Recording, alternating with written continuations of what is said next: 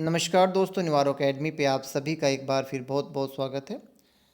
बच्चों, यहाँ पे इस वीडियो लेक्चर में हम बात करेंगे कुछ क्वेश्चंस पे जो आपके मार्च 2023 में जो एग्ज़ाम हुआ था उस क्वेश्चन पेपर में आए थे। जब भी हम रिस्क असेसमेंट की बात करते हैं बच्चों, तो रिस्क असेसमेंट में बेसिकली जो एक्सपोज़र असेसमेंट होता है उसका उद्देश्य क्या होता है, क्या किया जाता है उसमें। तो आप सिंपल सा एग्ज़ाम्पल ले सकते हैं। मान लीजिए आप किसी एरिया में रहते हैं, उस एरिया में एम्बिएंट एयर में कोई पोलूटेंट रिलीज़ हो जाता है। वो पोलूटेंट जो है, आप उस पोलूटेंट के कांटेक्ट में आएंगे और जो है उस एरिया में आप सांस लेंगे और आपके शरीर के अंदर, आपकी बॉडी के अंदर जो है कुछ पोल्यूशन जाएगा। तो बेसिकली जो कंसंट्रेशन पोलूटेंट की उस एरिया में प्रेजेंट है, वो देखने के लिए जो है एक्सपोज़र असेसमेंट किया जाता है कि उस एरिया में पोल्यूशन का कितना कंसंट्रेशन है और वहाँ से आपके शरीर में, आपकी बॉडी में जो है कितना पोलूटेंट जाएगा। ये सिंपलेस्ट एग्जांपल जो है हम अक्सर बच्चों को बताते हैं क्लास में। यहाँ पे केवल और केवल इन्होंने पीनट बटर जो है दे दिया। वे पीनट बटर में जो है एक पोलूटेंट है, उस पोलूटेंट की कंसंट्रेशन को डिटरमिन करना और इससे जो है आप एक डोज कैलकुलेट करेंगे। जो एक पर्सन जो इस पीनट बटर को खाएगा उसके शरीर में, उसकी बॉडी में कितना जो है पोलूटेंट जाएगा। इस तरीके से इन्होंने थोड़ा सा जो है पीनट बटर के एग्जाम्पल से इस चीज़ को जो है यहाँ आपसे क्वेश्चन कर लिया। अदरवाइज इसको सिंपलेस्ट तरीके से आप समझ सकते हैं कि किसी भी एरिया में कोई पोलूटेंट रिलीज़ हो जाता है, तो जब आप उस पोलूटेंट के एक्सपोज़र में आते हैं तो आपके शरीर में कितनी कंसंट्रेशन जाएगी और जो है एम्बिएंट एयर में या उस एरिया में कितनी कंसंट्रेशन है, इसी चीज़ को देखना, इसी चीज़ को कैलकुलेट करना का जो आप बेसिकली असेसमेंट है उसको एक्सपोज़र असेसमेंट कहा जाता है। नेक्स्ट क्वेश्चन इससे भी आसान क्वेश्चन है, पिछले वाले से भी। सिंपली अगर आपको जो है सी सरफेस लेवल पे प्रेशर पता है तो आप जो है अपना क्वेश्चन बिल्कुल सही कर पाएंगे। तो किलो पास्कल में 101.325 जो है किलो पास्कल प्रेशर होता है। जिस बच्चे को ये चीज़ पता थी उसका क्वेश्चन गलत हो ही नहीं सकता, क्योंकि बाकी सभी ऑप्शन अगर आप देखेंगे तो बाकी सभी में ई जो है दिया हुआ है, तो ई नहीं होगा। ऑप्शन नंबर ई जो है हमें एक्सक्लूड करना पड़ेगा, तभी हमारा जो है सही आंसर आएगा। तो इस तरीके के क्वेश्चन भी आ जाते हैं जो देखने में थोड़े से मुश्किल लगते हैं, बट अगर आपको एग्जैक्टली जो है डाटा पता है तो इस टाइप के क्वेश्चन गलत होने का कोई क्वेश्चन ही नहीं उठता। अगला क्वेश्चन फिर से जो है इन्होंने 5 स्टेटमेंट दी है और आपको सही स्टेटमेंट जो है सिलेक्ट करनी है। अगर आप स्टेटमेंट 1 देखें तो वीओसी, नॉक्स, सनलाइट जो है ये ज़रूरी है फोटोकेमिकल स्मोक के लिए, बिल्कुल सही। फोटोकेमिकल स्मोक जो है समर सीज़न में होता है, बिल्कुल सही, क्योंकि इसमें सनलाइट की ज़रूरत है। NO2 जो है डिसोसिएट होता है सनलाइट के द्वारा, आपका 300 से 400 नैनोमीटर, ये स्टेटमेंट भी सही है। डी स्टेटमेंट जो उन्होंने दी है, डी स्टेटमेंट बेसिकली आपके ट्रोपोस्फियर में ये जो है रिएक्शन नहीं होती, ये आपके स्ट्रेटोस्फियर में होता है। मॉलिक्यूलर O2 जो है डिसोसिएट होता है, ये जो होता है ये स्ट्रेटोस्फियर में होता है, ट्रोपोस्फियर में नहीं होता है। तो स्टेटमेंट डी जो है गलत हो जाता है। ई भी सही है। तो इस तरीके से ए, बी, डी और ई ओनली इस क्वेश्चन का सही आंसर है। तो अगर आपने फोटोकेमिकल स्मोक को ध्यान से पढ़ा है, देखा है, तो आप जो है ये क्वेश्चन बिल्कुल सही कर सकते हैं। फोटोकेमिकल स्मोक हो गया आपका, एंड आपका इसके अलावा जो है आपका क्लासिकल स्मोक हो गया, ओजोन केमिस्ट्री हो गया, डे केमिस्ट्री हो गया, नाइट केमिस्ट्री हो गया। इन सभी टॉपिक के आसपास आपको जो है क्वेश्चन तैयार कर लेनी चाहिए। इन टॉपिक को आप थोड़ा सा देख लेंगे, इनके आसपास जो है 1 या 2 क्वेश्चन आपको पेपर में ज़रूर मिलेगा। आजकल एक क्वेश्चन जो है इस तरीके से आ रहा है कि आपको डिफरेंट डिफरेंट इंस्ट्रूमेंट्स जो हैं दे दिए जाते हैं और आपको बताना है कि ये किस पर्पज़ के लिए यूज़ किया जाता है। चाहे तो वो मैच द लिस्ट की फॉर्म में दे देते हैं, जैसे आ, आपका जो है पिछली बार आया था, या इस तरीके से दे देते हैं कि भाई आपका जो है एलिमेंटल एनालिसिस के लिए कौन कौन से इंस्ट्रूमेंट आप यूज़ करते हैं। तो इसमें देखें तो UV visible, double as, ICP और आपका एक्सआरएफ जो है ये यूज़ किए जाते हैं एलिमेंटल एनालिसिस के लिए। एक्सआरडी जो है ये आपका क्रिस्टल मॉर्फोलॉजी चेक करने के लिए यूज़ किया जाता है। ठीक है बच्चों, तो ये टेक्निक्स को आप एक बार पढ़ लेंगे। इन बेसिकली बेसिक प्रिंसिपल क्या है और किस उद्देश्य के लिए, क्या मोटिव है इस इंस्ट्रूमेंट को यूज़ करने का, कि कहाँ पे वो यूज़ किया जाता है, इस तरीके से आप करेंगे तो एक क्वेश्चन जो है आपको यहाँ से जो है मिल जाएगा। तो जितने PYQ अभी तक आए हैं इस टाइप के, उनको आप देख लेंगे और अच्छे से थोड़ा थोड़ा पढ़ लेंगे इन सब टेक्निक्स के बारे में।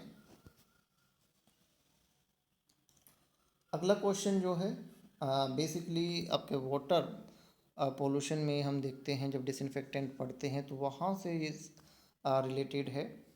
एंड अगर हम देखें तो आपका सभी स्टेटमेंट जो इन्होंने दी हैं, सभी स्टेटमेंट सही हैं। स्टेटमेंट ई जो है बेसिकली अमोनिया जो है वो आपका ऐड किया जाता है, जिससे कि आपका कंबाइंड क्लोरीन बन जाता है। और कंबाइंड क्लोरीन जो है उसका लाइफ टाइम थोड़ा ज़्यादा होता है। ठीक है बच्चों, तो इसलिए जो रिमोट एरिया में जब हम पानी सप्लाई करते हैं तो आपका उसमें अमोनिया ऐड कर दी जाती है, जिससे कि जो रेजिडुअल क्लोरीन है वो थोड़े लंबे समय तक जो है परसिस्ट करता है। तो ABCDE सभी स्टेटमेंट सही हैं। अगर ये क्वेश्चन हम देखें तो इसमें आप देखेंगे कि स्टेटमेंट ए सही है। बी जो है कुछ बच्चों ने ये स्टेटमेंट जो है गलत किया है कि भैया ऐसा नहीं है, जबकि ये स्टेटमेंट बिल्कुल सत्य है कि एक थंब रूल है, स्ट्रेटोस्फीयर में जितना ओजोन कम होगा, ठीक है बच्चे, स्ट्रेटोस्फीयर में जितना ओजोन कम होगा उसी के एक जो है आपके बेसिकली परसेंटेज में आपका UVB का इंटेंसिटी ग्राउंड लेवल पे इंक्रीज होगा। तो रफली है ना, एक थंब रूल कह दिया जाता है कि अगर स्ट्रेटोस्फीयर में जो है 1% ओजोन कम होगा तो धरती पे, अर्थ पे 2% UVB का इंटेंसिटी बढ़ जाएगा, यानी कि UVB जो है ज़्यादा 2% ज़्यादा पहुँचेगा धरती पे। तो ये बिल्कुल सही है। इसको थंब रूल भी बेसिकली कहा जाता है कि अगर स्ट्रेटोस्फीयर में 1% ओजोन कम होगा तो धरती पे 2% UVB इंक्रीज हो जाएगा। बाकी सभी स्टेटमेंट तो आप सभी लोग जानते ही हैं, बाकी तो सभी है ही। जो आपका UVB को लेके ये जो स्टेटमेंट है बी स्टेटमेंट, इसको लेके थोड़े से बच्चे कंफ्यूज थे, तो ये भी सही है। इस टाइप के क्वेश्चन को लिख लेना चाहिए और जो है आपको भविष्य में इसके आसपास क्वेश्चन जो है मिलने की संभावना रहती है, क्योंकि एक नई स्टेटमेंट जब भी आप देखते हैं, वरना अपने ओजोन डिप्लीशन तो बहुत अच्छे से पढ़ा ही है। ठीक है बच्चों, वुड प्रिजर्वेटिव को लेके ये क्वेश्चन है। तो बेसिकली अगर हम देखें ये जो क्वेश्चन दिया है इन्होंने, ये क्वेश्चन स्पेसिफिकली वुड प्रिजर्वेटिव को ही फोकस करके दिया है। बहुत सारे बच्चे जो हैं सॉलिड वेस्ट मैनेजमेंट जब हम पढ़ते हैं तो वहाँ पे देखते हैं कि आपका जो आर्सेनिक है वो वुड प्रिजर्वेटिव की फॉर्म में यूज़ होता है। तो बी ओनली बहुत सारे बच्चों ने इसका आंसर लगाया, बट ये क्वेश्चन EPA की गाइडलाइन के अनुसार EPA ने वुड प्रिजर्वेटिव के लिए पूरा गाइडलाइन बनाया हुआ है कि कौन कौन से केमिकल जो हैं वो wood as a wood preservative use किए जाते हैं US में स्पेसिफिकली।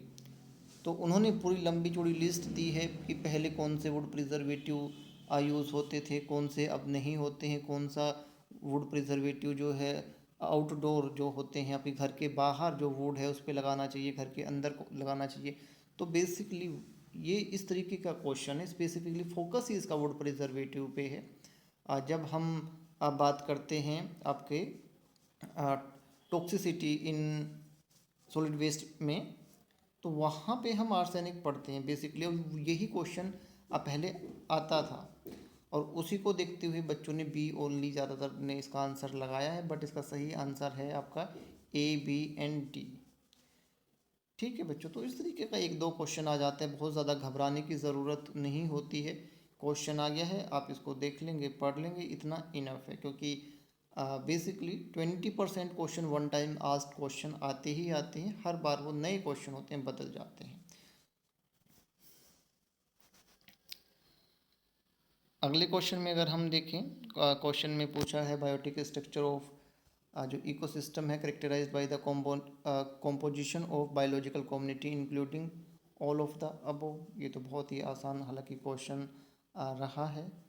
ठीक है, ए, बी, सी, डी, ई सभी ऑप्शन जो है बेसिकली हम देखते हैं जब भी हम बायोटिक स्ट्रक्चर की बात करते हैं इकोसिस्टम में, हमें कॉम्पोजिशन देखना होता है बायोलॉजिकल कम्युनिटी का। तो ये आपका 10th लेवल का बेसिकली क्वेश्चन है जो NCERT बेस्ड है। तो अगर आप ध्यान से पढ़ेंगे तो इस टाइप के क्वेश्चन आपको रिकॉल हो जाएंगे, क्योंकि आप सभी लोगों ने पढ़ा तो है ही, है ना। तो जैसे अभी हमने आपको बताया था कि बता रहे थे कि 20% पेपर जो है वो पेपर आपका कैसे आता है, वो बेसिकली आता है आपका वन टाइम आस्क्ड। उसमें बहुत सारे क्वेश्चन जो हैं आपके बेसिक जो हैं 10th के, बेसिकली 10 से लेके अगर आप नीचे की तरफ बढ़ें 6 तक, या 6 से लेके 10 तक आप कहिए, यहाँ से जो है अब बहुत सारे क्वेश्चन आजकल जो है आ जाते हैं, लगभग 5 से 7 क्वेश्चन, इवन इससे भी ज़्यादा कई बार हमने देखे हैं क्वेश्चन आपको मिल जा रहे हैं। और उसके बाद में एक दो क्वेश्चन जो है वो आपका नीट में जो अभी रिसेंटली आते हैं वहाँ से दे देते हैं उठा के, एग्जैक्टली वही क्वेश्चन जो है कॉपी पेस्ट कर दिया जाता है। तो 20 क्वेश्चन तो आप ये मान के हमेशा चलेंगे कि ये तो नया क्वेश्चन ही आएगा। 80% जो है बिल्कुल एग्जैक्टली आपके सिलेबस में से क्वेश्चन आते हैं, अगर आप ध्यान से पढ़ेंगे तो लगभग आप जो है 80 से 85% पेपर बड़े आसानी से कर सकते हैं। तो ज़्यादा घबराने की ज़रूरत नहीं होती है बच्चों। अब बहुत सारे बच्चे जो है ये क्वेश्चन मुझे बार बार करते हैं कि सर कहाँ से जो है आजकल पेपर बन रहा है, जो पुराने सोर्सेज थे वहाँ से क्वेश्चन नहीं आ रहे हैं। तो बेसिकली पेपर वहीं से उसी तरीके से बना, थोड़ा पैटर्न चेंज किया है इन्होंने। ठीक है, डिटेल में बात करेंगे, हालांकि कभी किसी वीडियो में कोशिश करेंगे कि जल्दी ही ये जो है वीडियो बनाए, हम आपको एग्जैक्टली दिखाएंगे, है ना, कि सोर्सेज लगभग वही हैं, उन्हीं से कॉपी पेस्ट करके पेपर बन रहे हैं, बस थोड़ा पैटर्न इन्होंने चेंज किया है। नेक्स्ट क्वेश्चन जो है इन्होंने कहा है कि आपका थोरियम मिनरल्स जो है नहीं है, नॉट। तो जब नन, नॉट जो है ये आते हैं तो आपको बहुत बड़े ध्यान से देखना होता है ये क्वेश्चन। बच्चे जो है ये क्वेश्चन गलत कर देते हैं, हालांकि ये आसान क्वेश्चन है, सी एंड डी ओनली इसका सही आंसर है। बट जब भी नोट, नन इस टाइप के वर्ड आपके आते हैं तो आपको थोड़ा सा ध्यान से उस टाइप के क्वेश्चन को देखना होता है। क्वेश्चन को पूरा पढ़ना बहुत ज़रूरी है। अगर आप क्वेश्चन को पूरा नहीं पढ़ते हैं तो उसके गलत होने की संभावना बढ़ जाती है। इसीलिए हम हमेशा एक ही सजेशन देते हैं बच्चे को कि सबसे पहले आप क्वेश्चन पढ़िए, उसके बाद सभी ऑप्शंस को पढ़ना, उसके बाद में फिर आप जो है अपना जो है उस पर अपना आंसर लगाएंगे। कई बार बच्चा क्या होता है कि क्वेश्चन आधा अधूरा पढ़ता है, ऑप्शन नहीं पढ़ता है, इसकी वजह से काफ़ी क्वेश्चंस के गलत हो जाते हैं। ये एक बहुत ही गलत तरीका है। क्वेश्चन चाहे कितना भी आसान हो, इस टाइप के आसान क्वेश्चन भी बच्चे गलत कर देते हैं। क्राइटेरिया पोलूटेंट अंडर द आपके नेक स्टैंडर्ड, तो सभी को पता है CO, ओजोन और आपका SO2 ये क्राइटेरिया पोलूटेंट हैं। Carbon dioxide NO3 criteria pollutant में नहीं आते हैं।